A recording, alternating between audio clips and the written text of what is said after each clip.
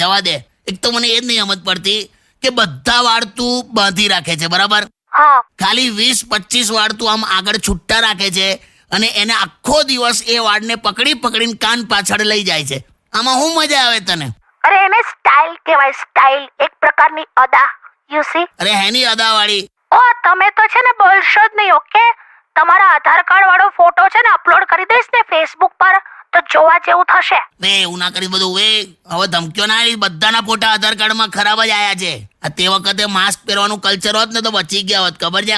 અલા પણ કાકા, તું આંતી રાખ. અને તું છે ને હવે મને બધા હવે એટીટ્યુડ ના બતાવીશ તું મને. જે પાવડર થી તું મેકઅપ કરે છે ને એનાથી તો હું કેરમ રમી કાઢું છું, બોલ.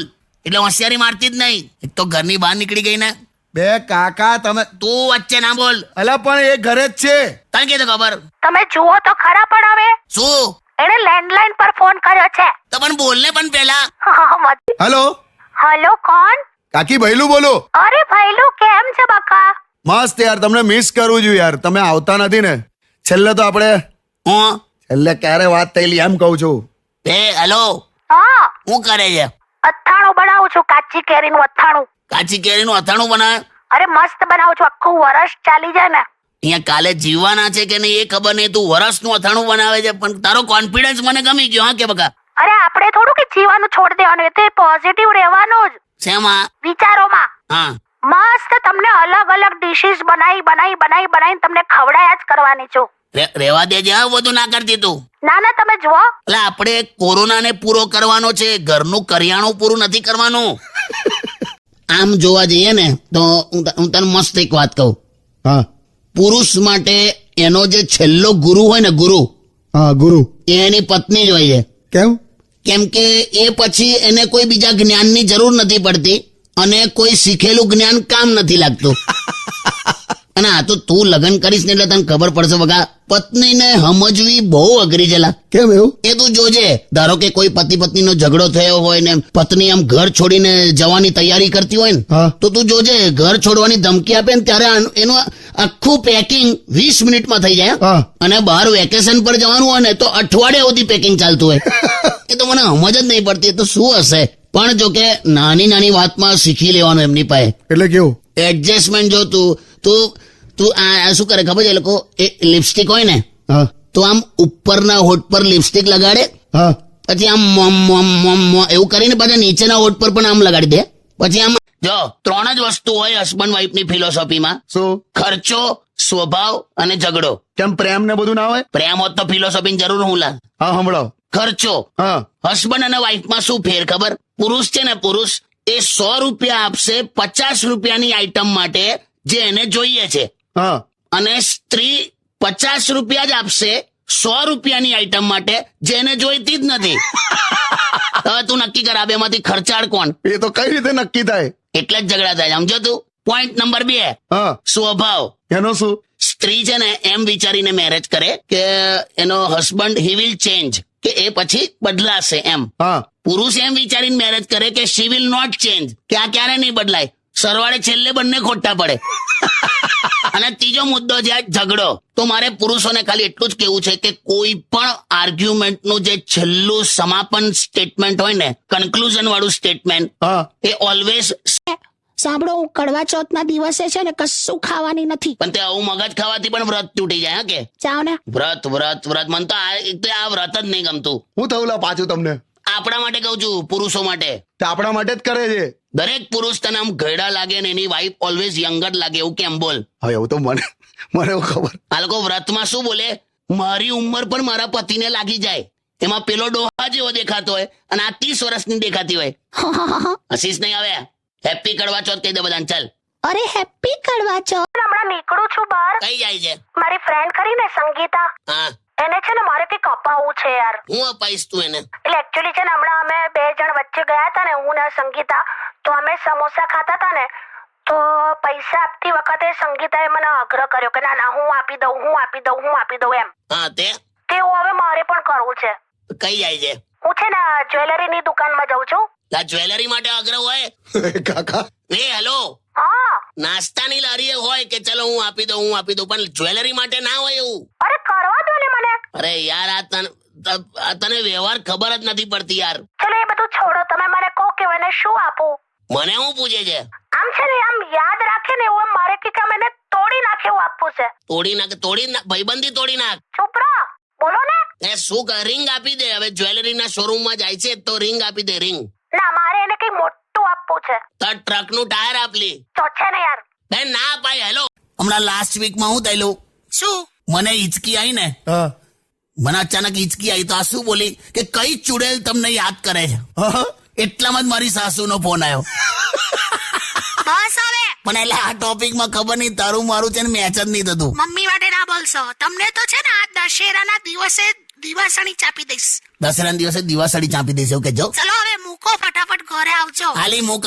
પણ તું માનીશ વાલી, આજે સવારથી હું તને જ યાદ કરું છું. એમ? ખરેખર હમણાં ઘરે આવતો તો આકાશમાં મેં ચંદ્રમાં જોયો અને જાણે મને તારો ચહેરો દેખાય. આજે અમાસ છે. એવું છે? હેલો, અમારી ફોન આવ્યો. વાવાઝોડું અપડેટ. એવું આપણને ફોન ના આવે, હવે તમે ઉપાડો. હેલો, હાલો. મેં હું કીધું? અલા તમે વાત કરો ને. હાલો. હા બોલ બોલ. સાંભળો, હું છે ને હમણાં બહાર જાઉં છું. હા. એટલે રહેવા દે ને, હમણાં બહાર ઓલરેડી ચાલે છે વાવાઝોડું. હા. તારું વજન અત્યારે તારી ઢાલ છે, હા. એટલે હમણાં ઉતારીશ જ નહીં. જે છે પરફેક્ટ છે અત્યારે. પહેલી વાર મારું વજન મને કામ લાગ્યું. ક્યાં વાત હે. હા, હવે તમારે જ્યાં પણ જવું હોય ને મારી જોડે નીકળવાનું, હાથ પકડીને એમ. હા. પછી લોકો કહેશે કે આહા તમારા બે જણનું જોડું તો વાહ વાહ જોડું છે. શું છે? વાહ વાહ જોડું. તમે મારી તારીફ કરી કે વાવાઝોડું કીધું મને? તમે તો તારીફ લી તારીફ. વાહ વાહ જોડું. વાહ વાહ વાહ જોડું હે ને. તારે ચલો ચલો બાય. હા જોયું, તમે બહુ ખતરનાક માણસ. જે કહેવાનું હતું કહી દીધું ઇનડાયરેક્ટ. જૂનામાં જૂનું શું મળ્યું માળિયામાંથી? મારી ગર્લફ્રેન્ડ નો લવ લેટર મળ્યો. બોલ. સાવ ગપ્પા મારે છે. કોરું પાનું હતું ખાલી. એ તો એ વખતે બોલચાલ બંધ હતી અમારી એટલે. જાવ ને યાર. પાડોશમાં ઘૂસીને કોક સર્જિકલ સ્ટ્રાઇક કરે તો તને ગમશે ને?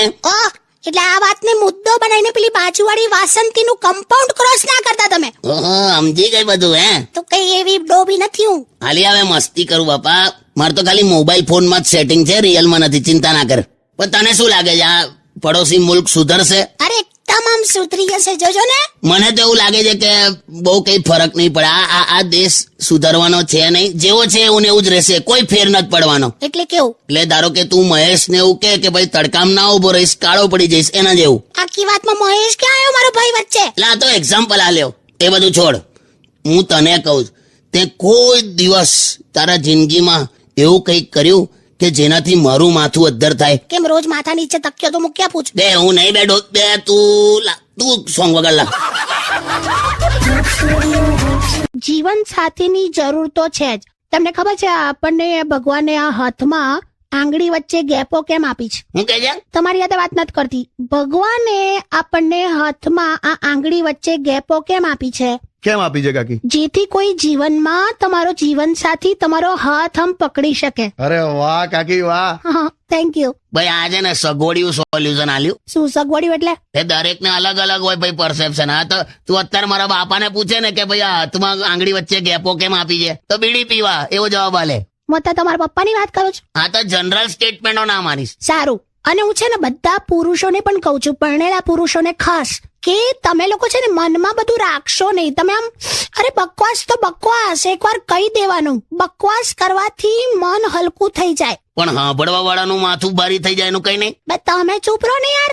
છે ને ચૂપરો. આ હું તમને કહી દઉં મિત્રો, લગ્નનું નક્કી કરવા જાઓ ત્યારે તમે જયારે છોકરી કામ પણ તું આવી દોડા દોડી કર્યા કરે. અરે કહું તો છું, બ્યુટી પાર્લર માં ગઈ હતી, મસ્ત ફેશિયલ કરાયું.